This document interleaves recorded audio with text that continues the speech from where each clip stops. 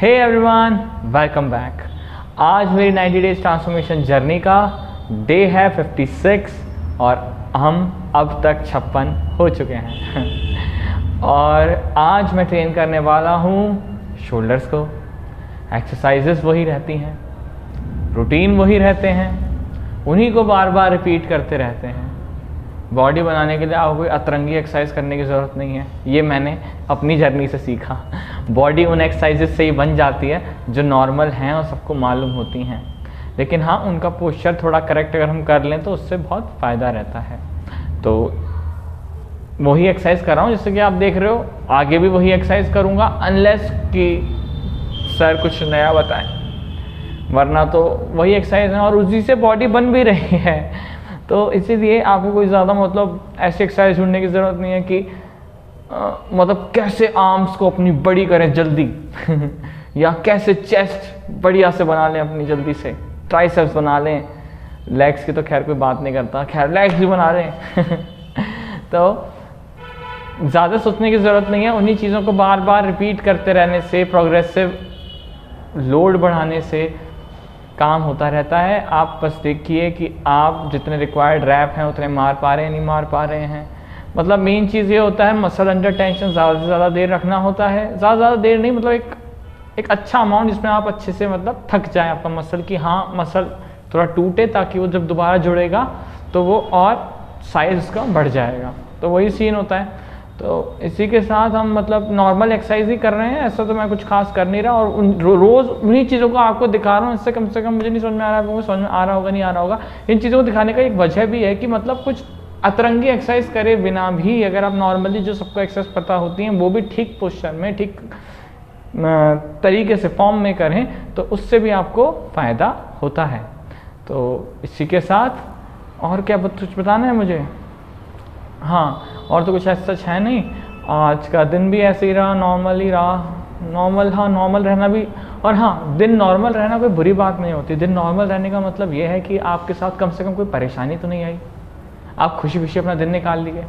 अब प्रॉब्लम ये आ रही है लाइफ के साथ, जो मैं देख रहा हूँ वो सबसे ज़्यादा प्रॉब्लम ये आ रही है कि कुछ नया शुरू करने का मन नहीं कर रहा है।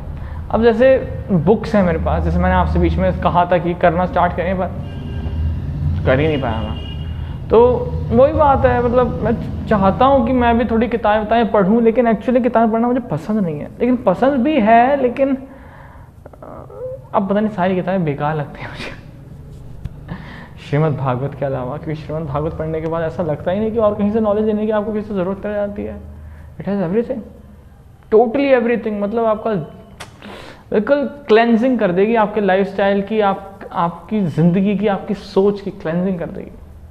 मतलब आपको जो जैसा है वो वैसा का वैसा दिखने लगेगा, लेकिन हाँ थोड़ा टाइम लगता है उसे होने में।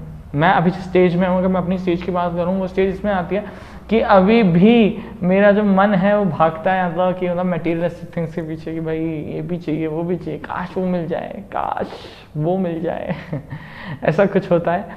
लेकिन एक्चुअली में बात ये होती है कि सब्र और पता है, देखो श्रीमद् भागवत कभी इसलिए मत पढ़ना कि, या किसी से इसलिए मत सुनना कि तुम्हें कुछ मटेरियलिस्टिक फ़ायदा होगा उससे।